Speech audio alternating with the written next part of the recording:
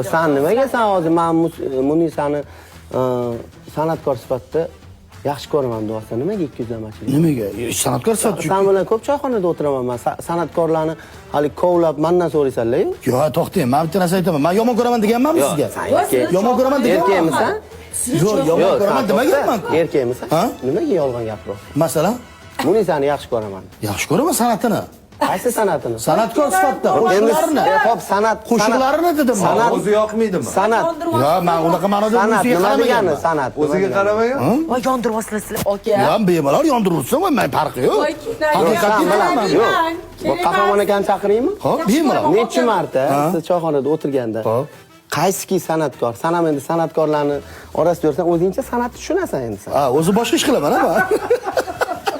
Nimaga endi hozir Munisa san'atini yaxshi ko'raman desa, yolg'on gapiryapsan. Yo, ijodini deganda shu qo'shiqlarni yaxshi ko'raman, o'zini emas deyapman. Chunki men o'ziga unaqa qaramagan, unaqa ko'zga qaramaganman. Men o'zini yaxshi ko'raman Munisa deyotganim. o'ziga qaramaganmi yoki siz Munisani o'ziga qaramaganmi? Men bunisiga unaqa xayol fikr bilan qaramaganman. To'g'ri. Hop, qanaqa fikr bilan? Misol uchun. Ijodkor Yo'q, sen sifatida turish turmushing.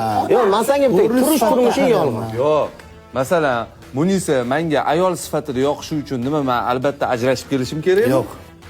Yo'q, sen Hop. yo'q, qanaqa masalan Munisaga Men qarab. tushunmayman hozir Munisa menga yoqish yoqmasligi nima muammoni yechadi, bu birinchi savolim. Ikkinchi savolim sizga. Sen yolg'on gapirasiz, turish turmushing xato yolg'on deyapsiz. Qanaqa yolg'on? Bilasiz, Siz qanaqa fatvo beraverasiz yolg'on deb? fatvo.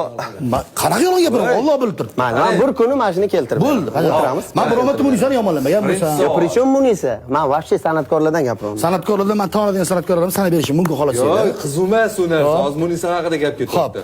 Hop, birinchidan nimani hal qiladi degan savolingizga men javob beraman. Savolingiz ikkinchi qismi menga bog'liq emas edi. Xo'p. Birinchidan bitta narsani hal qilib beradi.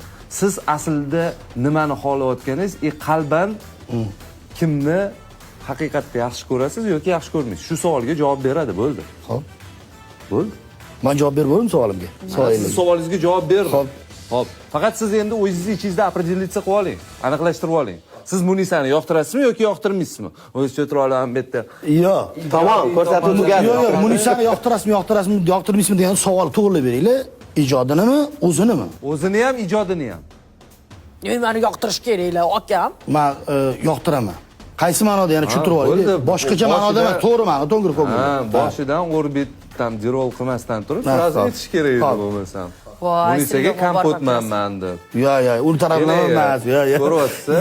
Men oldirdim baribir. Ja, sen ham qornlaringni ichingga tortishni boshladingmi? Yo'q, nimaga? Qandoq bor shunda? Mana o'qi qandoq bor shunda? Voy sho'rim. Voy. Xudo o'z panohiga yashirasin.